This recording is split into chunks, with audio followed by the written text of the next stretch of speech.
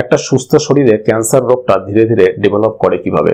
আমাদের শরীরে প্রতিটা সেলের ভেতর যে ডিএনএ থাকে, সেই ডিএনএ এর ছোট ছোট অংশকে বলে জিন। এই ভিন্ন ভিন্ন জিন ভিন্ন ভিন্ন প্রোটিন তৈরি করার মাধ্যমে শরীরে ভিন্ন ভিন্ন কাজ করে। সমস্ত ডিএনএ তথা জিন 4টে ডিফারেন্ট টাইপের মলিকিউলস দিয়ে তৈরি হয়, যাদের নিউক্লিওটাইড বলে। এই নিউক্লিওটাইডের সিকোয়েন্স আলাদা আলাদা হবার জন্য বিভিন্ন জিন বিভিন্ন রকম কাজ করে। প্রোটো-অঙ্কোজিন এবং টিউমার সাপ্রেসর জিন একত্রে শরীরের সেলগুলোর জন্ম মৃত্যুর হার অর্থাৎ রেট অফ সেল ডিভিশনকে নিয়ন্ত্রণ করে। যে সাবস্টেন্স শরীরে ক্যান্সার সৃষ্টি করে তাদের কার্সিনোজেন বলে, যেমন ইউভি লাইট, কিছু কেমিক্যাল অথবা কিছু মাইক্রোবস। এই কার্সিনোজেনগুলোর প্রভাবে অথবা সেল ডিভিশনের সময় কোনো এররের কারণে যখন প্রোটো-অঙ্কোজিন অথবা টিউমার সাপ্রেসর জিনের নিউক্লিওটাইডের সিকোয়েন্স পরিবর্তিত হয়ে যায় অর্থাৎ মিউটেশন হয়, তখন শরীরে রেট অফ সেল ডিভিশন আর নিয়ন্ত্রণে থাকে না। কোনো একটা অংশের সেলগুলো দ্রুত সংখ্যায় বৃদ্ধি পেতে থাকে। একেই ক্যান্সার বলে।